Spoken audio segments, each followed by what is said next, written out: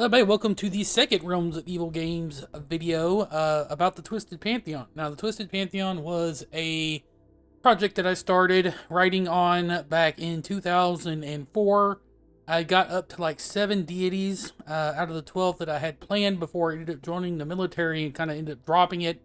So again, Zinraak the Ashfather is the most powerful deity in the Twisted Pantheon. And we're going to discuss as to why that is. Now, the Twisted Pantheon, and I got a little quote here, is an invasive force from another dimension as far as I could tell. We've lost all contact with the god as we know him, and something else has replaced him in what we don't know. Okay? The Twisted Pantheon's idea, as I developed again, it says 2003 here, I'm pretty sure it was 2004, for a D&D book, for something I like to call the Twisted Realms. It was a campaign setting that I was trying to develop after another one that I had worked on. I decided to drop. But the idea of the deities in the Twisted Pantheon is that they are deities that have or represent what normally would be a good aligned portfolio. So we're going to take a well-known deity, an Aphrodite, right, from the Greek Pantheon, who has the portfolio of love. She's the goddess of love. If she was a Twisted Pantheon deity, a Twisted Pantheon version of Aphrodite, she would be a deity of jealousy, rage, crimes of passion, in addition to corrupt love, which is a specialized domain that I'm going to create an entire video over those domains later on. The members of this pantheon are very fluid and can move from planet to planet, domain to domain, and need to do so because their presence in any setting invariably results in the death and destruction of that setting's true gods and eventually all living creatures in the setting on that planet. Lucky is the world that is not rendered a desert crawling with undead, with the only evidence of life being Zinraak's long-abandoned iron-spired temples where the undead seek shelter, and with the blazing gold beacons at their top calling to any living to their death with a promise of relief from the constant heat.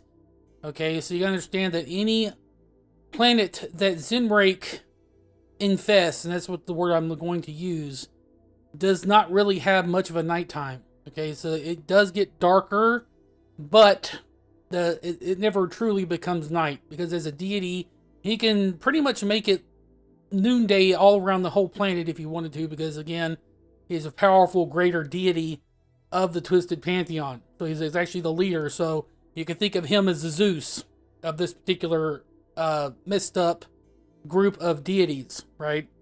Zinraak the Ashfather is the most powerful of these deities, with dominion over the sun, deserts, vampires, and other undead that fear the sunlight. Hence why he is twisted. You don't see a lot of vampires worshipping the sun. You don't see a lot of race worshipping the sun. You don't see a lot of specters worshipping the sun because the sun is what they're scared of. Well, in this particular instance, they are worshipping what they fear in order to be spared the wrath of the sun. So, vampire clerics, specter clerics, wraith clerics, and those that follow Zinraak are spared from destruction from the sunlight like they normally would be. But that does not mean it doesn't still cause them pain, because Zinraak is a giant butthole. He is neutral evil, and he enjoys basically the suffering of everything living and dead.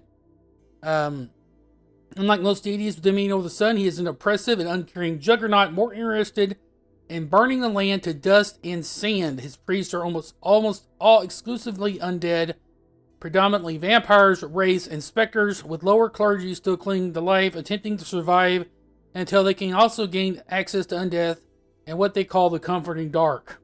Okay, so this is the introduction to Zinraak the Ashfather. He is not a good person. This, by the way, a good amount of the art in this was actually generated by AI, Mid-Journey. Those of you that want to know how I got access to it, awesome AI. I now subscribe to them, so I got access to their artwork.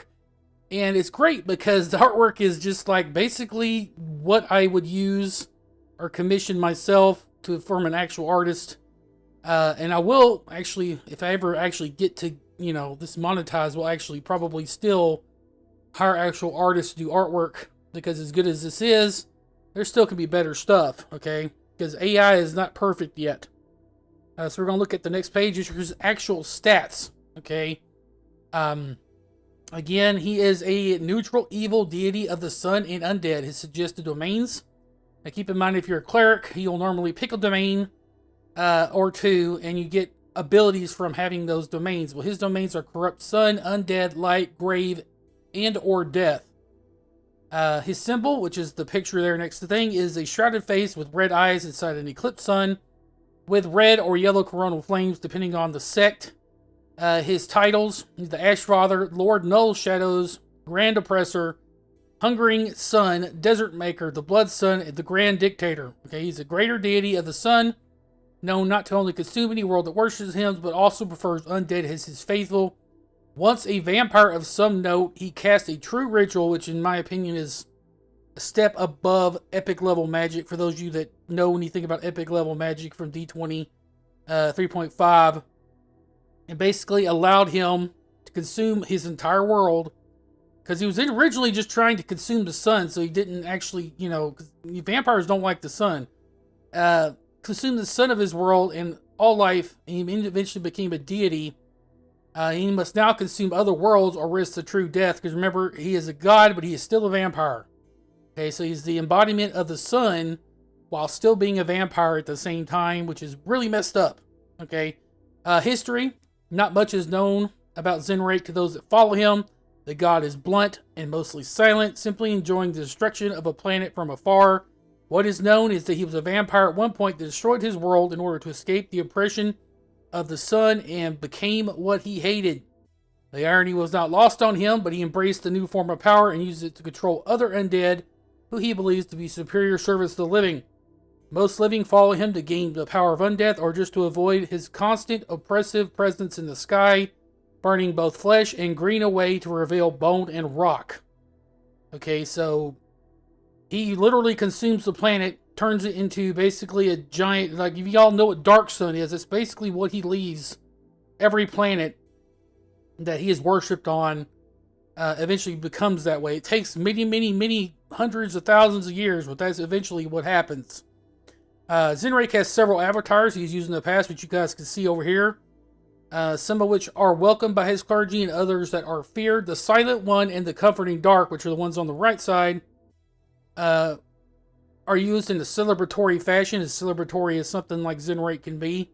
The Silent One often visiting and seducing others to power, while the Comforting Dark appears to bestow various sun-fearing undead forms on clergy and other worshippers as a boon. What they don't understand is he's actually cursing them and making them more vulnerable to his power, which, at that point they don't really care. They're just trying to basically escape from being killed or dying of thirst at that point. The Encroaching Sunrise, which is the one on the top left, and the Blood King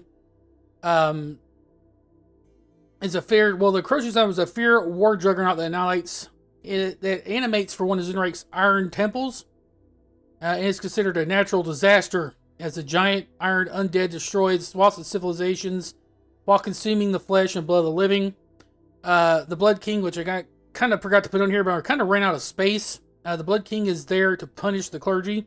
Shows up, basically consumes them in front of everybody. He is basically a vampire that is about 15 foot tall in black iron armor with piercing red eyes that drain the blood out of anything his eyes lay on. Okay, and once they're consumed, they actually catch on fire and turn to sand. So not something you really want the Blood King to show up in your church. Okay? You really don't want him to. But he is the creator of all undead on the world he infests, with arcane and divine practitioners alike asking for his power to create them. Domain. This is where the deity's actual true form is located at. Zinraak's domain is a massive iron octahedron that's otherwise known as like a D8. If you look at a D8, that's what octahedron is. Suspended in the fires with the elemental plane of fire, where it meets with the positive energy plane. And yes, I still use Planescape for my campaigns and for my writing because I like Planescape. Called the quasi-elemental plane of radiance. The pitch dark halls of this massive structure flow endlessly with rivers of blood and contains some of the most powerful and notable undead in the multiverse. And as far as stories go, since he moves from world to world, his stories are going to be up to the Dungeon Master, using him for whatever setting he is currently infecting. If the Dungeon Master wants to throw him in the middle of Dragonlance, well, he's going to end up having Dragonlance-based stories. Okay, so this is the first of the deities. If you have any questions about his background, his abilities, whatever, let me know down in the comments. I am going to be doing write-ups for spells and NPCs and stuff, all for this Twisted Pantheon, so this can be taken and put into anybody's game that wants to use it, just like it was way back then in 2003 to 2004. So again, the next one out of this will be Thelmara the Dire Mother. She is not a very good person either, not a very good deity at all, so keep that in mind as well. Hopefully you guys are enjoying the creative of this. It took me a while to put this PowerPoint together, but I think it really looks really good. Compared to, I really wish I kind of had PowerPoint back when I was trying to actually do PDF D20 products. That would have been really great. But again, guys, thanks for watching, and stay tuned for the next video. I'm going to try, like I said, I'm trying to do 1 video to 2 videos a week on this channel. It is not monetized, so I do have to make the Augmented Dictator Games channel a priority due to bills and whatnot. So, but I'm still going to try to get a video out a week every 2 weeks for this channel. So stay tuned.